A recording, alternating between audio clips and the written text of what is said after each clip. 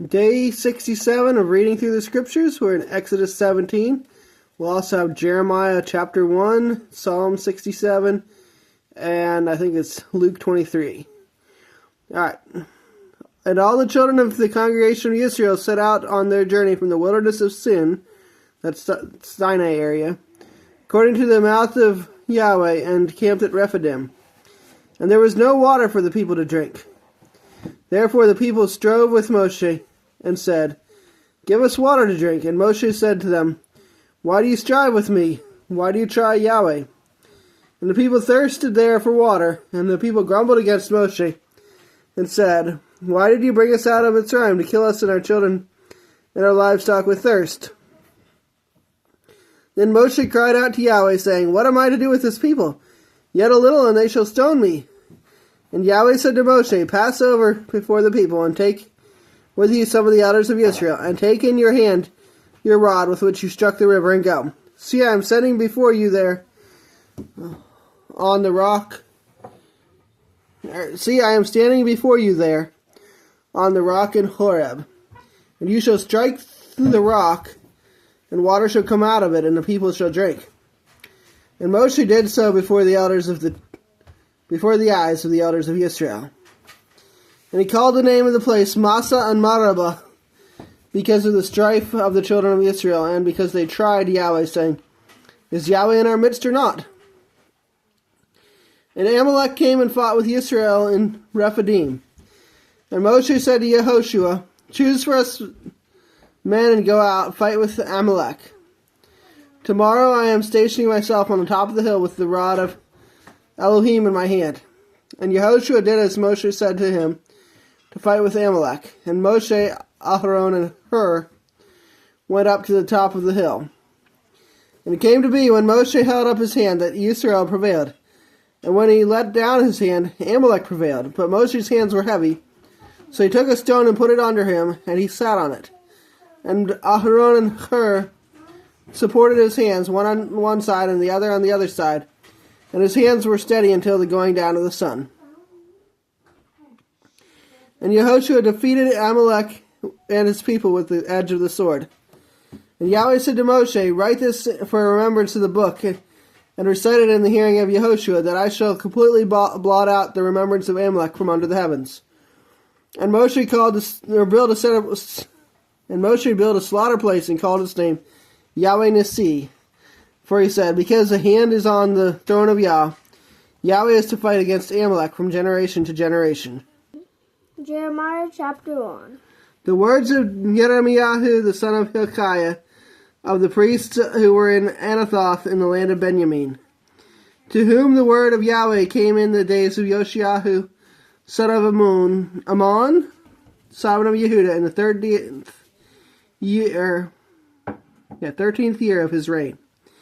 It came to be in the days of Jehoiakim, son of Yoshiahu, sovereign of Yehuda, until the end of the 11th year of Tzidkiyahu, son of Yoshiahu, sovereign of Yehuda, until the exile of Jerusalem in the 5th new moon. Now the word of Yahweh came to me, saying, "Before I formed you in the belly, I knew you, and before you came out of the womb, I did set you apart. I appointed you a prophet to nations." And said I, "Ah, Master Yahweh, see, I do not know how to speak, for I am a youth." And Yahweh said to me, "Do not say, I am a youth, but go to all to whom I send you, and speak whatever I command you. Do not fear their faces, for I am with you to deliver you, declares Yahweh." Then Yahweh put forth his hand and touched my mouth, and Yahweh said to me, "See, I put my words in your mouth. See, I have this day set you over the nations and over their reigns, to root out and to pull down, to destroy and to overthrow, to build and to plant." And the word of Yahweh came to me, saying, "What do you see, Jeremiah?" And I said, "I see a branch of an almond tree." And Yahweh said to me, "You have seen well, for I am watching over my word to do it." And the word of Yahweh came to me a second time, saying, "What do you see?" And I said, "I see a boiling pot, and it is facing away from the north." And Yahweh said to me, "Out of the north evil is set loose on all the inhabitants of the land. For look, I am calling all the clans of the reigns of the north, declares Yahweh, and they shall come, and each one set his throne at the entrance of the gates of Jerusalem, against all its walls all around, and against all the cities of Yehuda. And I shall pronounce my judgments against them concerning all their evil, because they have forsaken me, burned incense to other mighty ones, and bowed themselves to the works of their own hands. Now gird up your loins and arise, and speak to them all that I command you.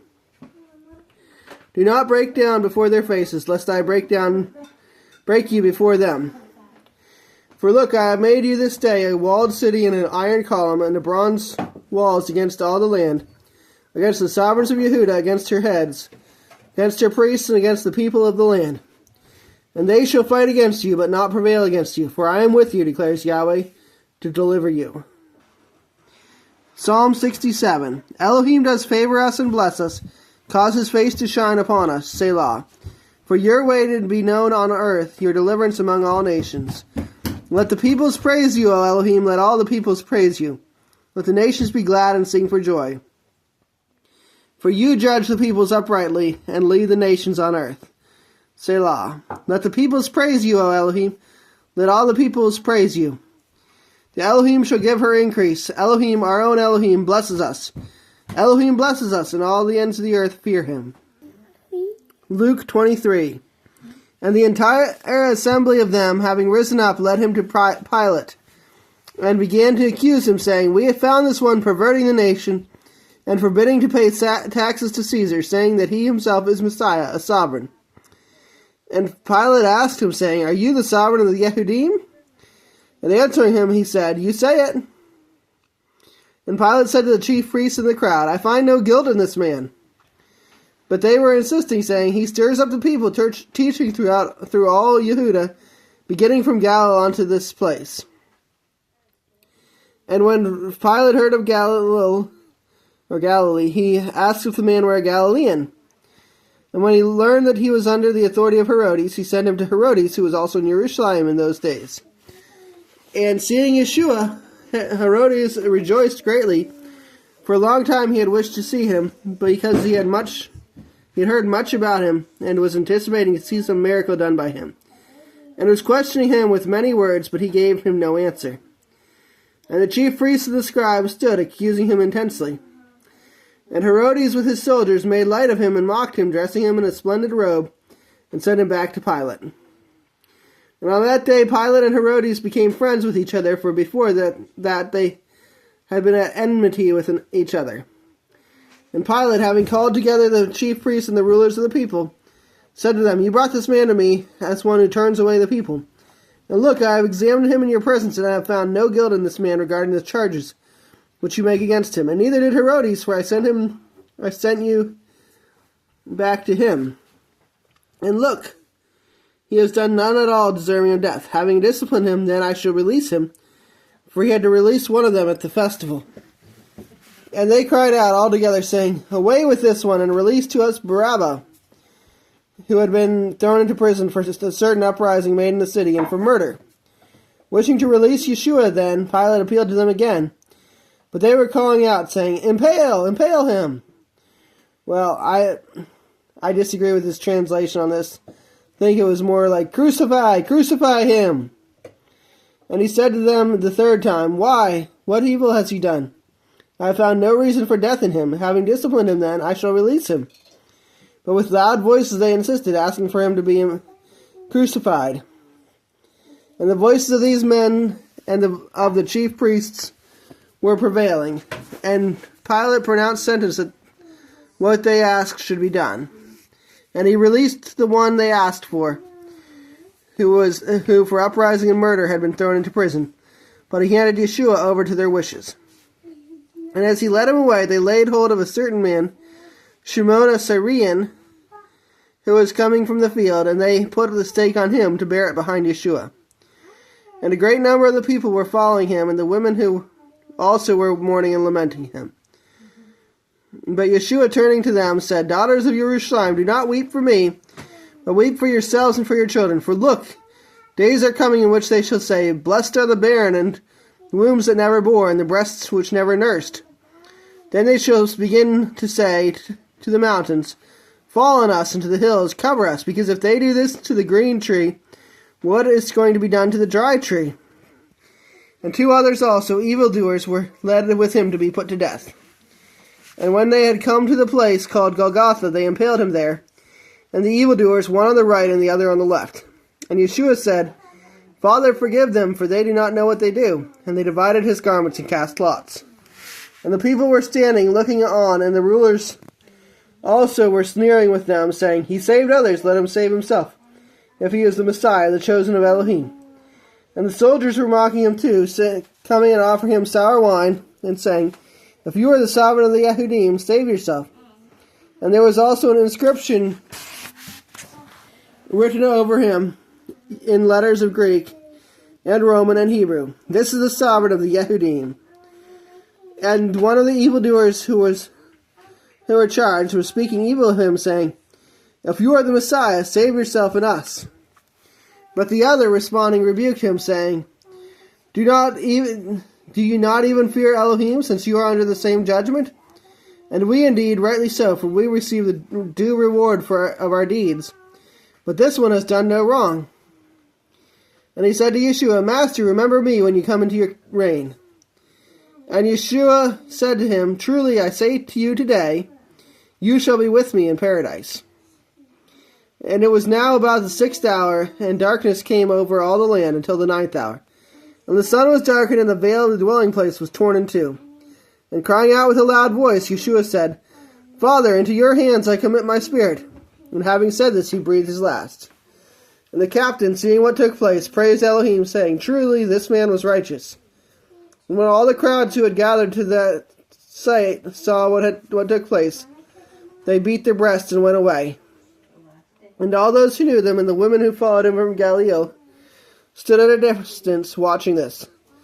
And see, a man named Joseph, a council member, a good and righteous man, he was not agreeing with the council indeed, from Ramathaim, a city of the Yehudim, who himself was also waiting for the reign of Elohim.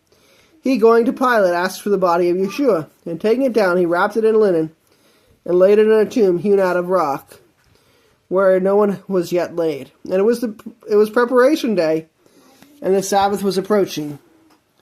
And the woman who had come with him from Galilee followed after, and saw the tomb and how his body was laid. And having returned, they prepared spices and perfumes, and they rested on the Sabbath according to the command.